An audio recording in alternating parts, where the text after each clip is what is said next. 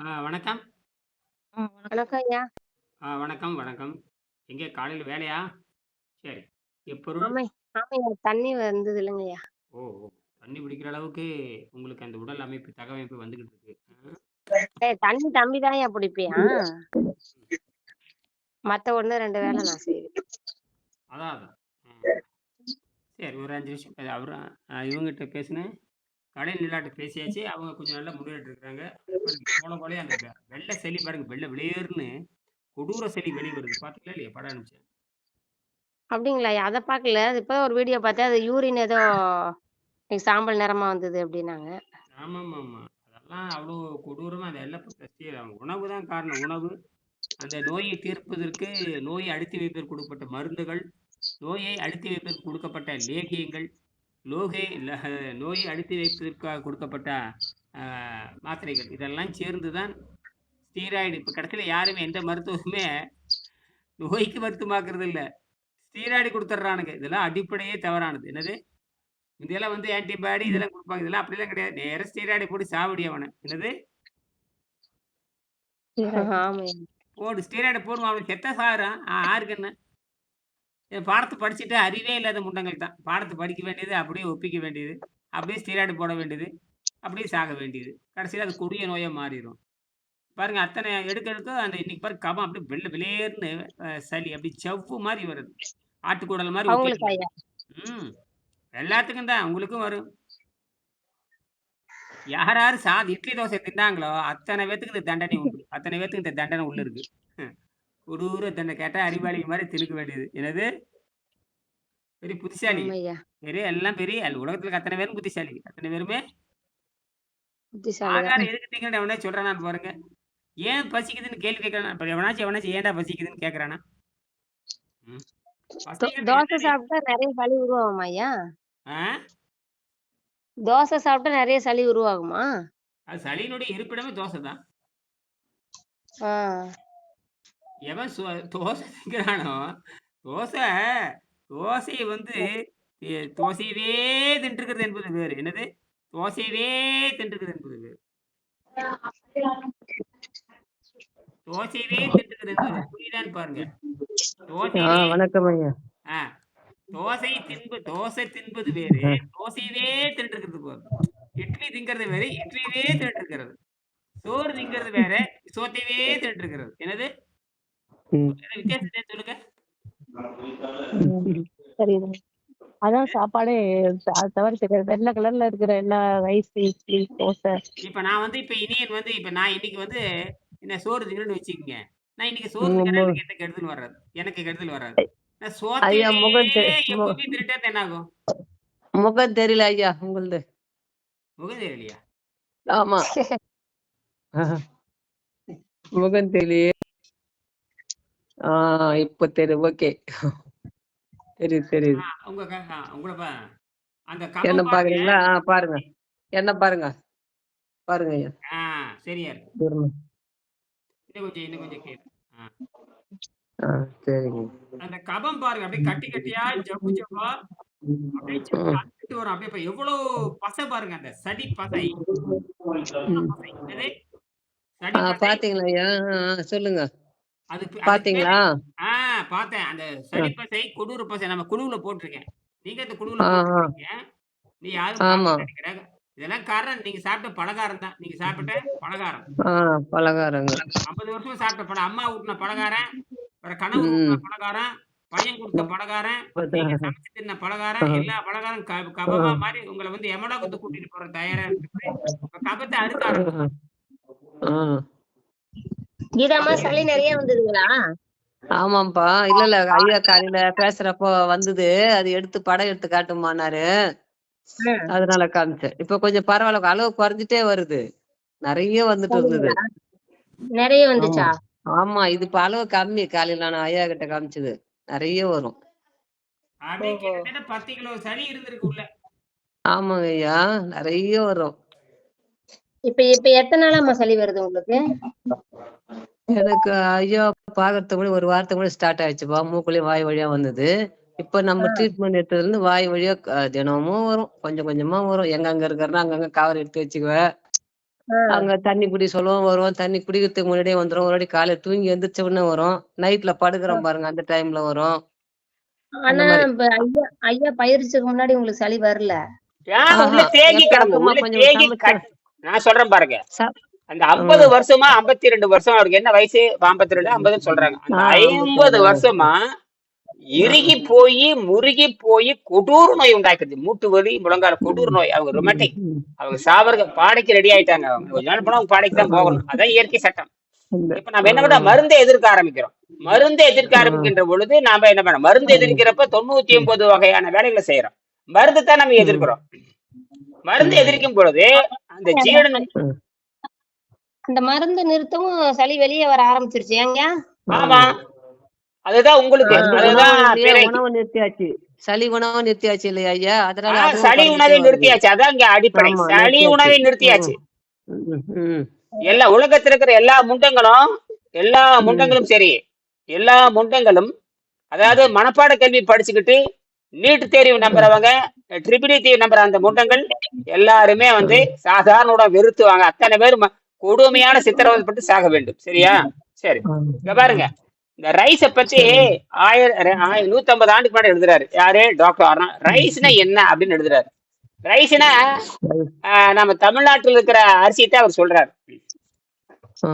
இந்த ரைஸினுடைய ரைஸ்னா என்ன?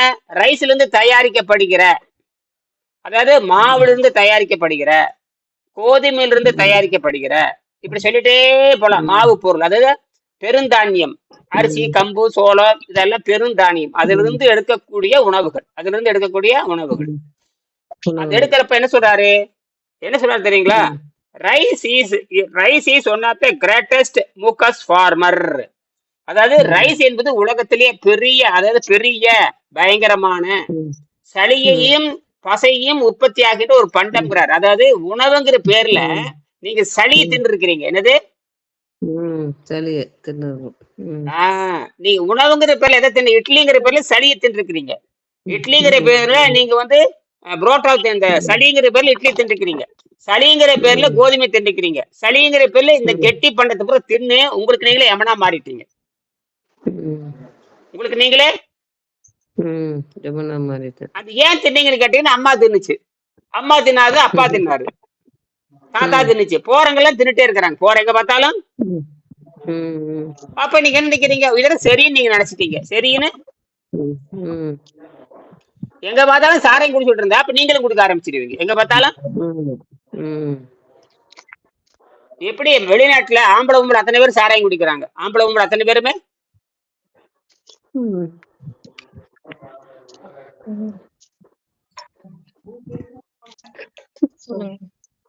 சரி. அந்த ரைஸை பத்தி சொல்லி முடிச்சுட்டு வகுப்பு நிறைவு செய்ய போறேன். இந்த ரைஸ் 4 வரி தான் இருக்கு. ரைஸ் என்ன சொல்றாருன்னா, rice is one of the greatest mucus former and makes an excellent paste. அதாவது சளியை மட்டுமல்ல, கடுமையான பசையும் உற்பத்தி பண்ணக்கூடியது. கடுமையான பசை, அந்த பசையத்தை நீங்க என்ன பண்றீங்க? ஒட்டுறீங்க. எங்க ஒட்டுறீங்க? புத்தகத்துக்கு ஒட்டுறீங்க. நாங்களாம் புத்தகத்துக்கு ஒட்டுவோம். சோத்து பசை போட்டுதான் புத்தகத்துக்கு கூடாது. என்னதுன்னா, ரத்தத்தை வந்து குளூட்டோன் அப்படிங்கிற ஒரு பசையா மாறுது. குளூட்டோன் ஒரு பசை, அதுதான் மாரடைப்பு உண்டாக்குறது. அந்த குளூட்டோன் தான் மாரடைப்பு உண்டாக்குறது. அந்த குளூட்டோன் தான் சளி உண்டாக்குறது. அந்த குளூட்டோன் தான் நுரையில் அடைக்கிறது. அந்த குளூட்டோன் தான் இதயத்தை அடைக்கிறது. அந்த குளூட்டோன் தான் அமிலமாகி அரிச்சு போய் வெரிகோஸ் வெயின் உண்டாக்குறது. உலகத்துல எல்லா நோய்களுக்கு காரணம் இந்த குளூட்டோன் தான். காரணம் அந்த நீங்க ருசிக்கு சாப்பிட அந்த சரி, யாராவது மாவை வெறுமையா திம்பாங்களா?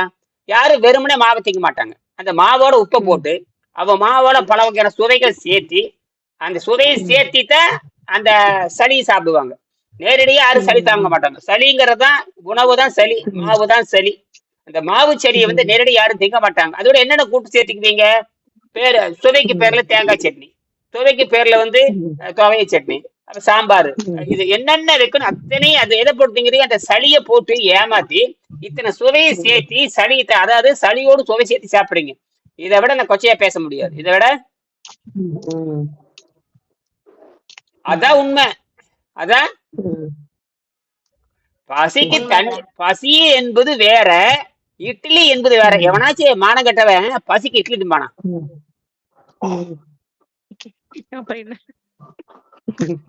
மானம் உள்ளவன் பசிக்கு இட்லி திம்பானா? ஏங்க ஒவ்வொரு நாட்டிலயும் ஆயிரக்கணக்கான ஒவ்வொரு நாட்டிலயும் ஒவ்வொரு பழக்கம் இருக்குதுங்க. என்னது? ம். உலகத்துல இட்லி, அமெரிக்கால பசிக்கு இட்லி தான் தின்னுட்டு இருக்கானா? இல்ல அண்டார்டிகால பசிக்கு இட்லி தின்னுட்டு இருக்கானான்னு கேக்குறேன். அறிவு வேண்டாம், திங்கிறவங்களுக்கு அறிவு வேண்டாம். எதையும் ம். சேர்த்து தான் சொல்றேன். பலகாரங்கிறது ஒரு ம். இட்லிங்கிறது ஒரு பலகாரம், மானங்கெட்ட பலகாரம். என்னது? ம். ம். இட்லிங்கிறது ஒரு மானங்கெட்ட பலகாரம். தோசைங்கிறது ஒரு மானங்கெட்ட பலகாரம். மானங்கெட்ட பலகாரம் தின்னு போட்டு உங்களுக்கு என்ன என்ன வேணும்னு எதிர்பார்க்கறீங்க? ஆரோக்கியமான கிளிக்கும் ஒரு கிளிச்சல் நடக்காது. என்னது? ம். நீங்க எதிர்பார்க்கறது ஆரோக்கியம், ஒரு வெங்காயம் நடக்காது. இட்லி தின்னுபோட்டு ஆரோக்கியம் வேணும் உனக்கு இல்லையா? ம். ஏதோ ஒரு நாளைக்கு ஆடிக்கு ஒருக்கா இட்லி திங்க வேண்டியதுதான். அமாவாசைக்கு ஒருக்கா ஏதோ ஒரு நாளைக்கு திங்க, அதுக்காக பலகாரம் அதுக்காக கண்டுபிடிச்சானுங்க. இது என்னடா காலையிலும் இட்லி, மத்தியானம் இட்லி, ராத்திரி சோறு, இப்போ இதை தின்னு தின்னு தின்னு வயிறு பெருத்து வண்ணாண்டாளி மாதிரி உடம்ப வச்சுக்கிறது. எப்படி? ம். வண்ணாண்டாளி மாதிரி மார்பு சிறுத்து வயிறு பெருத்து. இந்த லட்சணத்தெல்லாம் ஆம்பளையும் பொம்பளையும் உலகம் போற இருக்க கரும கிட்ட போனா நாத்தடிக்கும். இவங்கதான் அழகங்கள், ஆண் அழகங்கள், ஆண் அழகிகள், பெண் கரும கரும கரும. சரி, அவர் என்ன சொல்லி பிடிக்கிறாருன்னா கீழே சொல்றாரு, அதை விட கொடுமையான வசனம் எழுதுறாரு. இந்த மாவு பண்டம் அரிசி என்ன பண்ணுன்னு கேட்டா, rice is one of the greatest smokers former and makes an excellent paste. I firmly believe my எக்ஸ்பீரியன்ஸ்ங்கிறாரு. நம்புங்கள், என்னுடைய அனுபவத்தை கொண்டு நம்புங்கிறாரு. அவர் சாப்பிட்டு பார்த்து சொல்றாரு. யாரு? டாக்டர் அர்னால்ட் எங்கரட் இந்த அரிசி தின்னுபாட்டு சொல்றாரு. என்னுடைய சொந்த அனுபவத்தை சொல்லுகின்றேன், பிலீவ் என்னை நம்புங்கள். எப்போ? 150 வருஷம் எழுதுறாரு. Family believe, I family believe through my experience. என்னுடைய அனுபவத்தின் மூலமாக, த்ரூ மை எக்ஸ்பீரியன்ஸ்ங்கிறாரு. யாருங்க? டாக்டர், ஜெர்மன் டாக்டர் அர்னால்ட் எங்கரட் அவர் எழுதுறாரு. என்னுடைய அனுபவத்தின் மூலமாக, என்னுடைய அனுபவம் தான். நான் இனி என்ன நான் சொல்றேன் ஐயா, எனக்கு இட்லி மேல இட்லி யாரு கண்டுபிடிச்சாங்க? தமிழர்கள் கண்டுபிடிச்சாங்க. தோசை யாரு கண்டுபிடிச்சாங்க? தமிழர்கள் கண்டுபிடிச்சாங்க. கொலாப்புட்டு யாரு கண்டுபிடிச்சாங்க? தமிழர் கண்டுபிடிச்சாங்க. தமிழர் கண்டுபிடிச்சதுல ஆரோக்கியமான்னு கேக்குறேன். ஈர்ப்பு விசையை கண்டுபிடிச்சவங்க தமிழர்கள். சூரியன் மையமாக இருக்கிறது சுத்தி 9 கோள் இருக்குன்னு சொல்லிட்டு சிவன் கோயில்ல போறா அந்த சூரிய அமைப்பை, சூரியனுடைய வட்டத்தை, சூரியன் இயக்கத்தை தமிழர்களா விண்வெளி இயற்பியையும் அண்டவியல் இயற்பியையும் கண்டுபிடிச்சவங்க தமிழர்கள் தான். உலகத்துல முதல் முறையாக அவங்களும் தமிழர்கள் தான். இட்லி எப்படி சுடுதுன்னு கண்டுபிடிச்சோம் தமிழன் தான். சூரியனுடைய மையத்தை, அது பேர் என்ன சொல்லுவாங்க? ஹீலியோ சென்ட்ரிக்கும்பாங்க.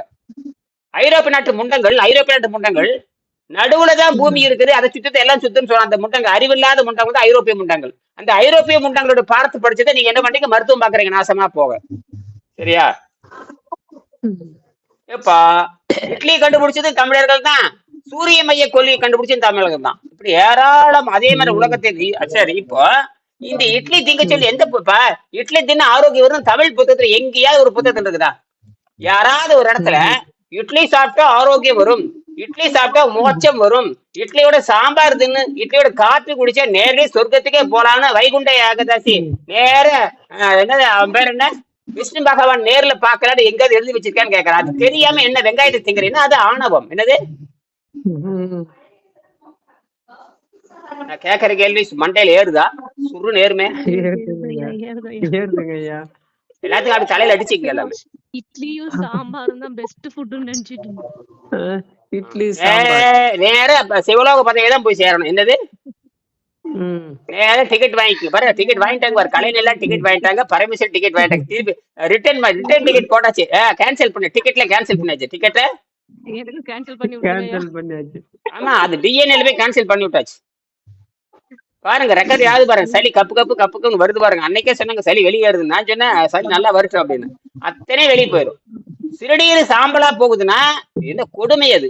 சிறுநீர் வந்து பேல் எல்லோ, லேப் டெஸ்ட்ல பாத்தீங்கன்னா பேல் எல்லோன்னு போடுவான். அது ஒரு இளமஞ்சள் லேசான ஒரு ஆப்பிள் லேசான இளமஞ்சளா ஏதோ ஒரு என்ன, அது எனக்கு புரிய மாட்டேங்குது. பேல் எல்லோன்னு ஒரு வகை லேசான மஞ்சள்ங்கிறா. அது நோ ப்ராப்ளம் தான். அது அல்புமின் இருக்குதா, அப்புறம் வந்து வித்த நீர் இருக்கா, கடை நீர் இருக்கான்னு அது நம்ம சொல்லுவானுங்க. அதுல எவ்வளவு எல்லோ இருக்கு அப்படின்னு சொல்லுவானுங்க. அதெல்லாம் பாத்துருக்கேன், எப்போ பார்த்ததுதான். சரி, அப்படி இருக்கணும். இது என்னன்னா சிகப்பா போகுது, மஞ்சளா போகுது, சில பேர்த்து கருப்பா போச்சுன்னா கதை முடிஞ்சுது. கருப்பா போச்சுன்னா கதை முடிஞ்சது ஐயா. கொக்கோ கோலா பாத்திருக்கீங்களா இல்ல? தம்ஸ் அப் கொக்கோ கோலா அந்த நேரத்துல போச்சுன்னா நீங்க பாடதான் என்னது பாட ரெடி பண்ணிக்க வேண்டியதுதான். அப்படித்தான் அர்னால்ட் டெக்ரேட்டுக்கு இருந்தார். அர்னால்ட் டெக்ரேட்டு அவர் பன்னிக்கறி திங்கிறவர் தான். பன்னிக்கறி, மாட்டுக்கறி, சாராயம், பிராந்தி அடிக்கிறவர் தான். நானே ராணுவத்துல அவரு அங்க ராணுவத்துல இருந்தவர் தான். தின்னு போட்டு எல்லா உடம்பு கெட்டு ரைஸ் போச்சு. மியூசிஸ் ஃபுட்னா அதுக்கு மாத்து என்னது? சாப்பிடவே கூடாது. ஆமா, காய்கறியா இல்ல அதுவும் கிடையாதா? காய்கறிங்கிறது சளி குறைந்த உணவு. அது சாப்பிட்டு முதல்ல அந்த மாவு அந்த அதுக்கு பேர் சாதாரண உணவு. ரைஸ் இன்னைக்கு எல்லாமே அதாவது அசைவம் செய்வோம் எல்லாம் சாதாரண உணவு. கீரை என்பது உணவே கிடையாது. ஆனா அது சளி குறைந்த உணவு. அந்த சளி குறைந்த உணவை வைத்துக் கொண்டுதான் எல்லாத்தையும் நம்ம கரைச்சி எடுக்கணும். சளி குறைந்த உணவை வைத்து கரைச்சி எடுத்த பிறகுதான் நீ எதுவும் சாப்பிடக்கூடாது. என்னது அதுக்கு 6 மாசம் ஆகும். அதுக்கப்புறம் தான் நீங்க ஃபாஸ்டிங் இருக்கணும். அதுக்கப்புறம் எல்லாத்தையும் அதுக்கப்புறம் தான் உண்ணா நோன்பு. அதுக்கப்புறம் தான் இப்ப இருக்கிறதெல்லாம் சும்மா. இப்ப இருக்கிறத கழிவு வெளியெடுக்கிறதுக்கு 6 மாசம் கரைச்சி கரைச்சி கரைச்சி கரைச்சி எடுத்து உள்ள இருக்கிற சளியை போறா விஷத்தை போறா ஆன்டிபாடி ஆன்டிசெப்டிக் ஸ்டீராய்டு எல்லாம் கரைச்சி வெளியெடுக்கிற பயிற்சி இப்போ இது 6 மாசம் ஆகலாம். அப்ப உடல் அவர் கெட்டு போன தகுந்த மாதிரி உடல் அவரவர்கள் கெட்டு போனதுக்கு தகுந்த மாதிரி உடல் எடை குறையும். எந்த அளவு உடல் கெட்டு போய் இருக்கிறதோ கெட்டு போனது மட்டும் கரையும், நல்லது கரையாது. அப்ப என்னுடைய உடல் எடை 80 கிலோ இருந்து 60 கிலோ வந்திருக்குது. அப்ப எத்தனை கிலோ கெட்டு போனது? 80 60 எவ்வளவு வித்தியாசம்? 20. அப்ப 20 கிலோ என்னோட உடம்பு கெட்டு போனது, அழுகி போனது, துர்நாற்றம். என்னது அழுகி போன துர்நாற்றமான உடம்பு தான். நான் அப்படியே பேடி மாதிரி வச்சிருக்கேன். அப்படியே பேண்ட் போட்டுக்கிறது, சட்டை போட்டுக்கிறது, நான் சொருன்னு பெயிண்ட் சென்ட் அடிச்சுக்கிறது. அப்படியே இந்த அழுகி போன உடம்ப காமிச்சிட்டு ஆக்ஷன் பண்ணிட்டு இருந்திருக்கிறேன். புரியுதுங்களா? நல்லா நடிச்சுக்கிட்டு இருந்திருக்கிறேன். நல்ல ஆளு பொழு அப்படி கலன்னு பார்த்தா அழுகி போனாரு பூசணிக்கா மாதிரி அப்படி உட்காந்து ஏமாத்திட்டு இருந்திருக்கிறேன். நான் பெரிய அறிவாளி மாதிரி. இப்படித்தான். நீங்களே சூப்பரா இருக்கிறீங்க ஐயா எங்கேஜ்ல. அப்புறம் ஏமாத்திட்டு இருந்து அப்ப அது யாருக்கும் தெரியாது இல்ல.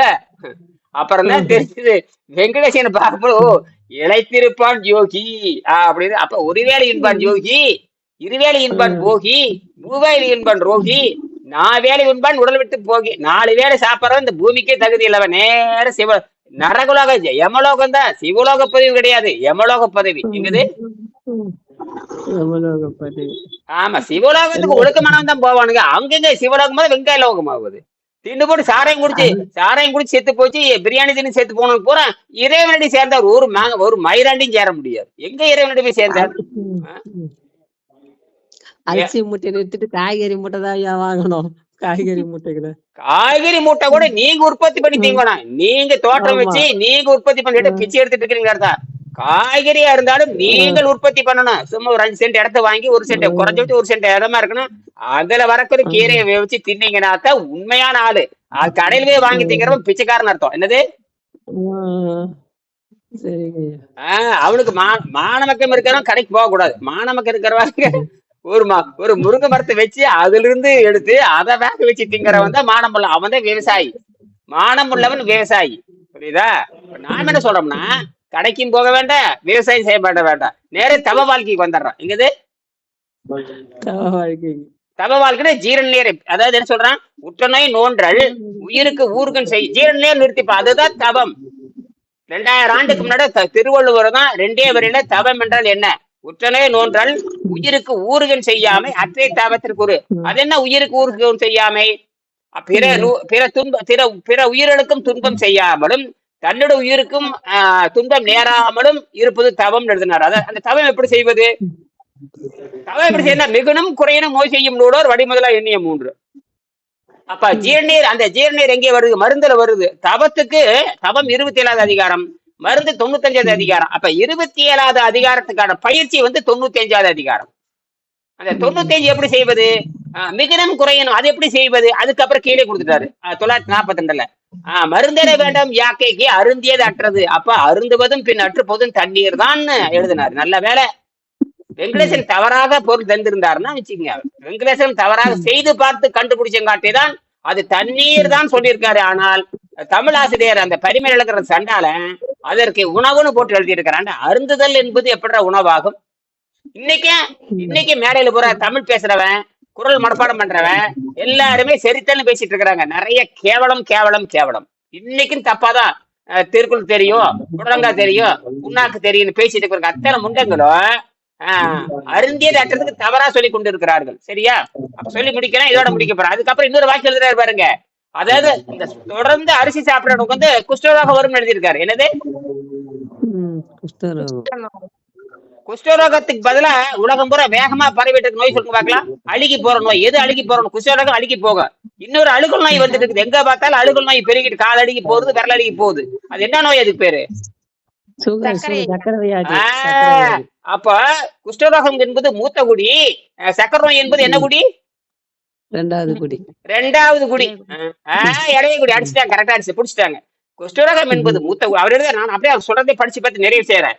என்ன சொல்றாருன்னா, அதாவது I family believe my through my experience, என்னுடைய அனுபவத்தின் மூலமாக நான் அரிசியவே திங்கிறவன். அரிசி திங்கறது பத்தி சொல்லல, அரிசியவே திங்கிறவன். காப்பி குடிக்கிறது பத்தி இல்ல, காப்பியவே இப்ப பாரு குடிச்சிட்டாங்க. காலையில காப்பி, மத்தியானம் காப்பி, ராத்திரி ஒரு அளவு 12 தடவை குடிக்கிறது. என்னது? அவனைத்தான் சொல்றாரு. இப்ப நான் காப்பி குடிப்பேன், நான் தப்பி, எனக்கு ஒண்ணும் பண்ணாது. காப்பி குடிப்பேன், அப்புறம் அதோட மறந்துடுவேன். அப்புறம் ஏதோ நான் அதுக்கப்புறம் எனக்கு எல்லாரும் கொடுத்தாங்க, நானும் ஒரு கப்பு குடிச்சேன். ஏன் இவனே சாகடிக்காது. ஆனால் நீங்க என்ன பண்றீங்க? பணக்கார வசதி, நல்ல ப்ரூ காஃபி வாங்கி வச்சுக்க வேண்டியது, நல்ல பியூர் ப்ரூ, அப்புறம் பாக்கெட் மில்க் வாங்கி விட அப்படியே திக்கா போட்டு அடிச்சு கப்புன்னு ஏத்திக்க வேண்டியது. அப்படியே ஏத்திக்கிட்டே இருக்க வேண்டியது. பிளாஸ்க்ல வச்சுக்க வேண்டியது, அல்லையில வச்சுக்க வேண்டியது, கிச்சன் ஒண்ணு வச்சுக்கணும், ஹேண்ட்பேக் ஒண்ணு வச்சுக்க வேண்டியது, உள்ள வச்சுக்க வேண்டியது. சும்மா அப்படியே பணக்கார அறிவாளிகள் மாதிரி அப்படியே ஆரோக்கியத்தை இவங்கதான் சிறந்தவங்க மாதிரி விட்டு கட்டுன்னு கட்டுறது. என்னது? காஃபி சாப்பிட்டியா? நீ கொஞ்சம் காஃபி சாப்பிடு, நான் கொஞ்சம் காஃபி சாப்பிட்றேன், கொஞ்சம் ஸ்நாக்ஸ் கொஞ்சம் அடிச்சுக்கோ. பண்ற அட்டகாசம். அப்புறம் எல்லாம் சேர்ந்துதான் கொஞ்சம் அட்டகாசமானவங்க பண்றான். சரி, அப்புறம் சொல்றாரு prevalent among and one-sided rice eater. இந்த one-sided rice eaterனா என்ன? one-sided rice eaterனா ஒருதலை பட்சமாகவே அரிசி சாப்பிடுறவங்கன்னு எழுதுறாரு. ரைஸ் ஈட்டர் பத்தி சொல்ல, one-sided rice eaterனா எப்ப பார்த்தாலும் அந்த இளவே திங்கிறது. என்னது? ரைஸ் ஈட்டர் வேற, அதாவது அரிசி சாப்பிடுறது என்பது வேறு, அரிசியே ஒருதலை பட்சமாகவே திங்கிறது என்பது வேறு. என்ன வேற்றுமை, என்ன புரியுதுன்னு சொல்லுங்க. இட்லி, சாப்பாடு, சப்பாத்தி வெவ்வேறு வடிவத்துல திங்கிறது. என்னது? வெவ்வேறு வடிவத்துல, ஆனா அதவே தான் சாப்பிடுறோம். அரிசி தான் திங்கிறது. சண்டைக்குங்கிறது பேரு அரிசி திங்கிறது. சண்டை அரிசியில செய்யறதா வருது. அதத்தான் சொல்றாரு. சொல்லிட்டு சொல்றாரு prevalent among one-sided rice eater. அந்த one-sided rice eater என்னவா மாறுவான்னு கேட்டீங்கன்னா, that rice is the foundational case of leprosy. Rice is the foundational case. leprosy, அதாவது குஷ்டரோகத்துக்குடைய அடிப்படையாக இருக்கிறது எழுதுறாரு. என்னது? குஷ்டரோகத்தோட அடிப்படை எது? ரைஸ். நான் சொல்லலாம், இதான் உண்மை. அதனாலதான் அழுகிட்டு இருக்கிறாங்க எல்லாருமே. குஷ்டரோகம் வந்தா என்ன ஆகும்? என்னென்ன விரல் அழுகுமா இல்லையா? குஷ்டரோகம் வந்தா விரல் அழுகுமா இல்லையா? குஷ்டரோக கைய பாத்துருக்கீங்களா? எப்படி இருக்கும் கைய? விரல் இருக்குமா உனக்கு? இருக்கும், ஒரு மாதிரி கொல கொலான்னு இருக்கும். ஒரு மாதிரி விரல் பாத்துருக்கீங்களா? விரலே இருக்காதுங்க. குஷ்டரோகிகளை பாத்துருக்கீங்களா? பாத்துருக்கீங்களா? குஷ்டரோகம் முடிச்சவன பாத்துருக்கீங்களா இல்லையா? பாருங்களா, போய் ஒன்னும் தெரியாம உட்காந்துருந்து என்ன அர்த்தம்? கை எப்படி இருக்கும்? இந்த கை பாத்துருக்க கையில இப்ப சக்கர நோய் வந்தனுக்கு விரல் இருக்குமா? இருக்காது. என்னாகும்?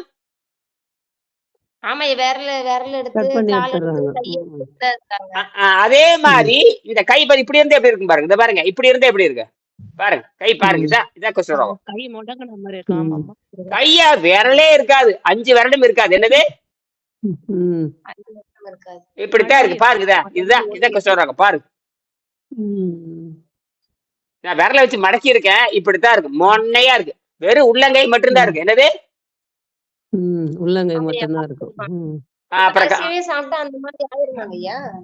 அதுதான் நீங்க சாப்பிட்ட, அதான் அந்த நோய் உங்களுக்கு.